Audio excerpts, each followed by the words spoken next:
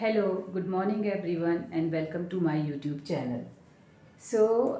Today from current electricity, I am going to drive derivation for registers connected in series and parallel. तो since these topics are simple, बहुत simple है ये, लेकिन every time they are asked in exams में इनको अक्सर पूछा जाता है and most probably जो इनके results ड्राइव हो रहे हैं यहाँ पर they are utilized to solve the numericals. Numerical solve करने के लिए जो है हमें इनके जो ये भी रिजल्ट हैं वो बहुत क्लियर होने चाहिए माइंड में कि व्हाट्स गोइंग ऑन देयर, कौन से फैक्टर्स चेंज हो रहे हैं, कौन से जो है वहाँ पे सेम रह रहे हैं, तो वो देखेंगे हम यहाँ पे इन टॉपिक्स में। तो फर्स्ट ऑफ ऑल क्या है, resistor in series and parallel combination. तो फर्स्ट हम लेंगे resistors in series, registers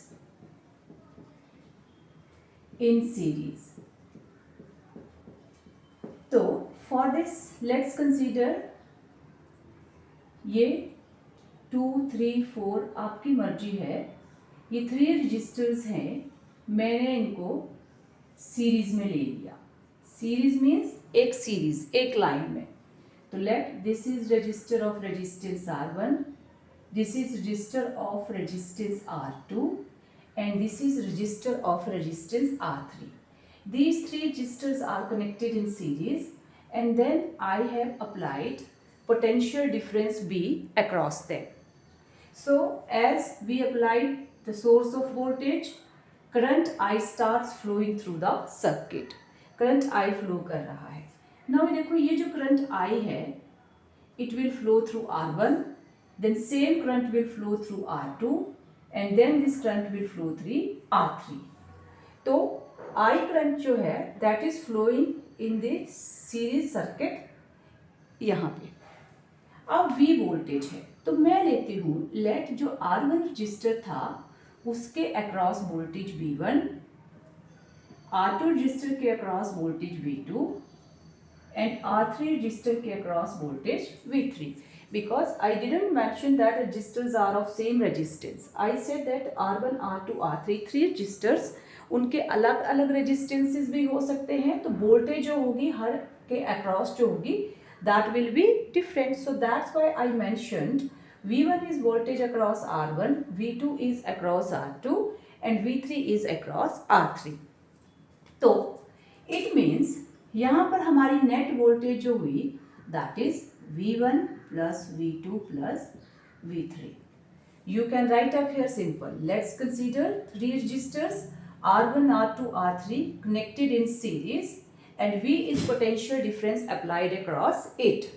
Let I be the current flowing through the circuit and V1, V2 and V3 be the respective voltages across R1, R2 and R3. Simple language है, आप लिख सकते हैं। Then now net voltage V is equal to V1 plus V2 plus V3, ये net voltage है। अब let it be number 1. Now according to Ohm's law, Ohm's law के according we know V is equal to IR. Voltage is equal to product of current and resistance. So therefore इसको follow करते हुए आपका V1 जो है that is IR1, क्योंकि current I flow कर रहा है and this register R1. Similarly V2 के across IR2, same current is flowing through R2 and V3 के across IR3, I current is flowing through R3. So these are the values of V1, V2 and V3. अब इनको put in 1 apply करेंगे इन conditions को हम equation 1 में, तो आपके पास V आएगा IR1 plus IR2 plus IR3. अब ये जो टोटल वोल्टेज है you can write up it IRS, where RS is the resistance of this series combination. तो current multiplied by this total series resistance जो है सीरीज में that is the voltage V and it is equal to I common लेंगे R1 plus R2 plus R3, current cancel out. तो RS जो आया आपके पास सीरीज में resistance, that is R1 plus R2 plus R3. It means in series combination, your total resistance is sum of the resistors connected in series. यानी कि आपका resistance क्या हो रहा है सीरीज कॉम्बिनेशन में, इंक्रीज. इन सीरीज कॉम्बिनेशन आपका resistance क्या करता है, इंक्रीज करता है. It means when you have to increase the resistance, you can connect these resistors in series combination. तो आपका resistance क्या हो जाएगा, increase हो जाएगा. Second, इसमें series combination में आपका current जो रहता है unchanged, same रहता है across every resistor. same value of current जो है वो flow करती है और voltage हर एक resistor के across आप different ले सकते हैं. तो ये है, this is your diagram for resistors connected in series. Now after that we will come on resistors connected in parallel. अब हम इनको पैरेलल में कनेक्ट करेंगे and then we will see कि क्या हो रहा है वहां पे, what is going on there. So let's start this derivation for resistors in parallel. Parallel में when you connect resistors to simple diagram, these are your three resistors. ये आपके 3 रजिस्टर हैं जिनको आपने कनेक्ट कर दिया पैरेलल में. 3 resistors and these are connected in parallel, and this is the potential difference you applied across there. Let R1 is resistance of this resistor, R2 is resistance of this, and R3 is resistance of this resistor. So these are the respective resistances across these resistors. Now जैसे ही आपने potential difference apply किया, current I starts flowing through the circuit. लेकिन when this current reach here, तो देखो अब ये current 3 parts में divide हो रहा है. I1 के अक्रॉस I1 करंट जाएगा, I2 के अक्रॉस I2 एंड I3 के अक्रॉस I3. और अब यहाँ पर वोल्टेज हर रजिस्टर के अक्रॉस सेम रहेगी. पैरेलल कॉम्बिनेशन में आपका जो वोल्टेज होता है वो क्या रहता है, सेम अक्रॉस ईच रजिस्टर. हर रजिस्टर के अक्रॉस आपकी वोल्टेज क्या है, सेम रहेगी. क्योंकि ये वोल्टेज आपने पैरेलल में अप्लाई करी है, तो पैरेलल में voltage across every register is same. वहां पे चेंज क्या होगा, डिवीजन किसकी हो रही है, करंट की हो रही है यहाँ पर.